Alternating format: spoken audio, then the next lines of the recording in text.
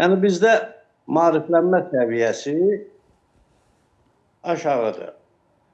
Bəzi insanlar belə deyək ki, Qida Agentliyinin yoxlamasını sahibkara əngəl kimi görür. Amma Qida Agentliyi nədir? Ölkədə Qida Təhlükəsizliyi Agentliyi ölkədə sərhəd qoşunları nə qədər vacibdirsə, o qədər vacibdir. Səhiyyə Nazirliyi nə qədər vacibdirsə, Qida Təhlükəsizliyi Agentliyi də o qədər vacibdir. Çünki bir insan əgər xəstələnirsə, bir böyrək ağrıyırsa, onu müalicə olur. Amma bu qidadan yoluxmalar kütləvi ola bilər.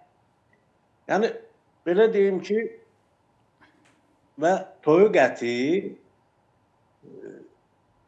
yüngül qida həzmə gecikliyin yüksəkliyinə görə ikinci ətdir. Birinci yerdə balıq durur, ikinci yerdə toyuq əti durur. Və bunların hər ikisi tez xarab olan məhsuldur. Və toyuq ətində də müxtəlif bakteriyalar daşıyıcı ola bilər. Bu, təsərrüfatın sağlamlığından asılıdır, kəsim sexindəki qida təhlükəsizliyinin qaydalarına əməl olunmasından asılıdır, soyuq zəncirin pozulmasından asılıdır.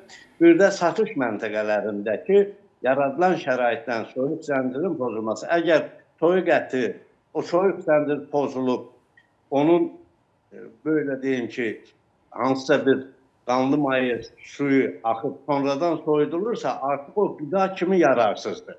Ancaq zooparklara yaraya bilər və yaxud da ət sümüyünlə. Qısası bu vicdan işidir da. Biz bir fərd olaraq, məsələn, mənim, bir başqasının gördüyü işə vicdanla yanaşmasından asılıdır. Bir də maariflənmə səviyyəsinin aşağı olması. Və bir istifadə edib mən Elçin müəllim yaratdığı şəraitdən deyərdim ki, bəzi insanlar deyir ki, broiler əti yaxşı deyil. Broiler ətinin quşun günü 42 gündən yuxarıdırsa, yəni bu quş əti parçalanma deyirlər, doğrama, hissələrə ayrılma. Hissələrə ayrılmış quş əti çox keyfiyyətlidir. Çox keyfiyyətlidir və tam kənd toyuq ətinə yaxın bir səviyyədə qida yararlığı vardır da. Yəni bizim bazarda, belə deyim ki, iri broiler əti satışı yoxdur, xırda var. Təəssüf ki. O xırdanın keyfiyyət, məsələn, dünya bazarında tarelka deyək, xırda deyək, salaman deyək, pilvin deyək, broiler ətin satışı yoxdur. Hətta Fransada artıq bu ildən, 2026-cı ildən 70 günə qaldırırlar saxlama müddətini. Bəli. Burada aktiv masyon, yəni hərəkət nə qədər çox olursa, kənd toyuğu niyə yaxşıdır? Çünki hərəkətlidir. Hərəkətlidir. Bunun da keyfiyyəti o qədər yaxşı olacaq. Bu. Amma qaldı ki, quş ətində... Qiyas müəllim, bir sual verim.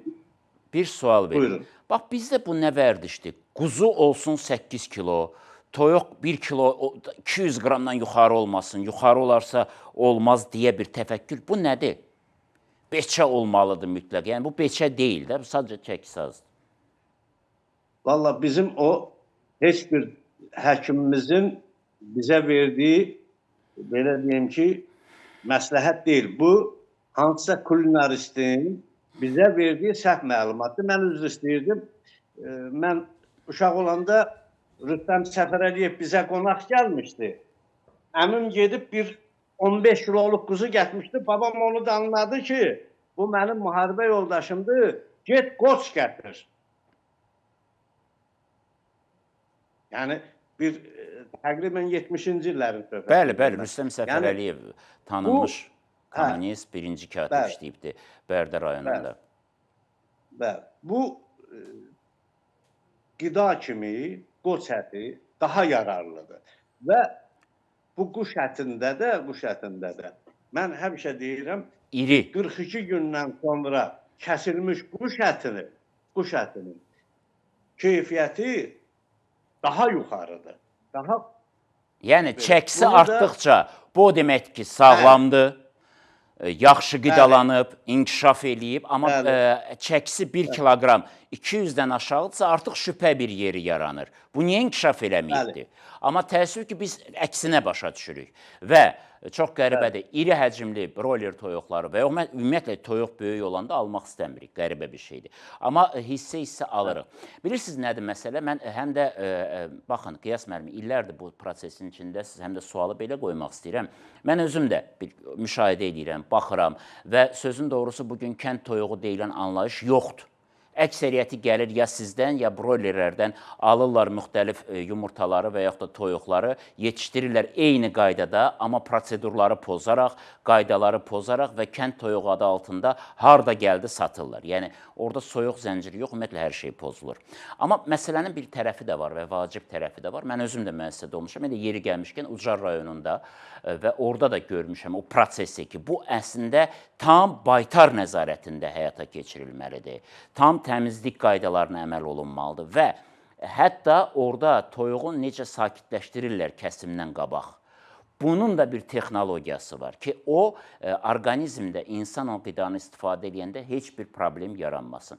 Bütün bu çox ciddi bir elmdir. İndi həyətdə, bacada kimsə özü üçün saxlayırsa, kəsib yeyirsə, bu başqa məsələ. Amma vətəndaşlar üçün təqdim edirsə, biz bunlarla necə mübarizə aparaq ki, bax, bayaq gördüyümüz o görüntülər, çirkli görüntülər görünməsin?